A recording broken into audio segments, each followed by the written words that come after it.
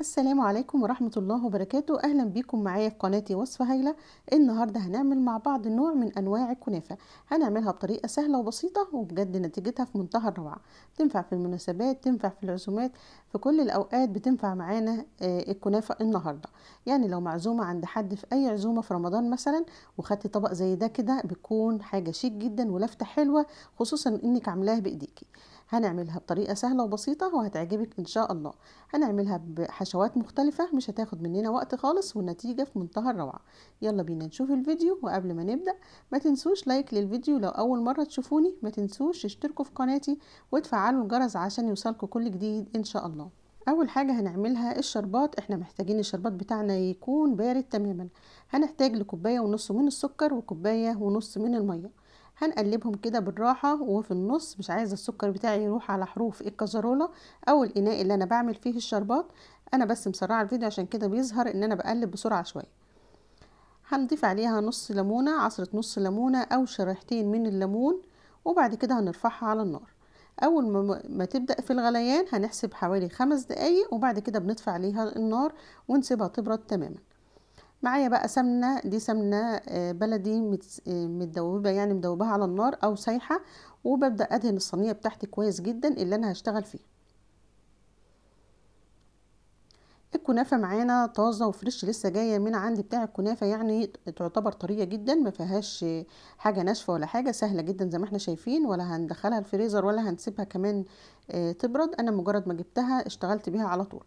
ممكن كده بخة مية او فرشة كده ونبلها مية على خفيف، بحيث لو في وحدات من الشعيرات بتاعتها كده لسه نشفت شوية ولا جامدة شوية معايا، اطريها شوية وابدا الفها على صباعي بالشكل ده. ممكن نلفها على اسطمبة، ممكن نلفها على غطا مثلا ازازة دواء، اي حاجة صغيرة كده مدورة ممكن نلف عليها.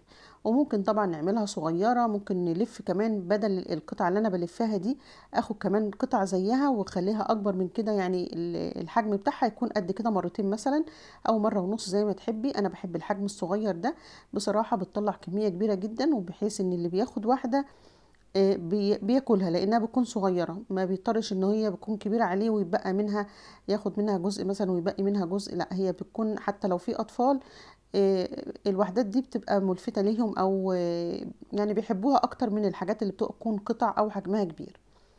هناخد قطعة تانية ونلفها على صباعنا بالشكل ده. وزي ما قلت لكم ان في استنباط بتتباع، حاجات مدورة كده بنلف عليها الكنافة. بتتباع طبعا في محلات مستلزمات الحلويات، لو حابة ان انت تجيبي الحاجات ديت وتعمليها عليها. طبعا احنا ما عندناش نستخدم ايدينا كده بسهولة خالص، ممكن تعملي على صباعك الكبير، تقفيه كده على الرخامة بتاعتك وتلف حواليه، وممكن تعملي على اي صباع طبعا بيكون سهل بالنسبة لك. هنلف كده بالشكل ده، وطبعا حجمها زي ما قلنا بيتوقف طبعا على رغبتك.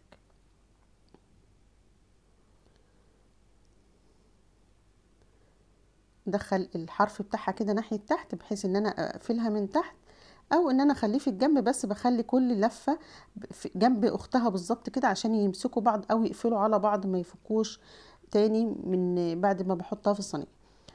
ابدأ بقى اضيف عليها السمنة بتاعتي بالفرشة كده او بمعلقة، عايزة اغطيها كلها بالسمنة. ولو بعد كده حسيت ان في سمنة زيادة في الصينية بعد ما بتستوي، ممكن ان انا اصفيها، اغطيها بغطا كده واقلبها بالراحة كده على جنب بميل بسيط، واصفي الزيادة اللي موجودة منها قبل ما اسقيها بالشربات. كده تمام جدا. هنغطي كل الكنافة بالسمنة زي ما احنا شايفين. بيبان قوي طبعا ان هي اللي اتغطت او اللي اتدهنت بالزبدة من بالسمنة غير اللي لسه ما وصلت لهاش. هنغطيها كلها وبعد كده بدخلها الفرن على الشبكة على 180 لغاية ما تاخد لون من تحت ومن فوق زي ما احنا شايفين كده. هتلاقي اللون بتاعها بقى ذهبي من فوق ونفس اللون من تحت بالظبط.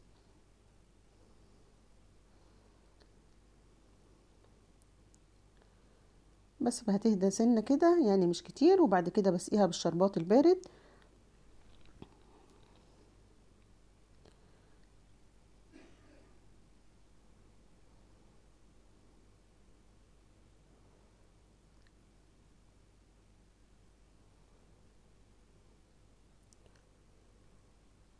وكده الكنافة بتاعتي ممكن تبقى جاهزة معانا من غير اي حشوات.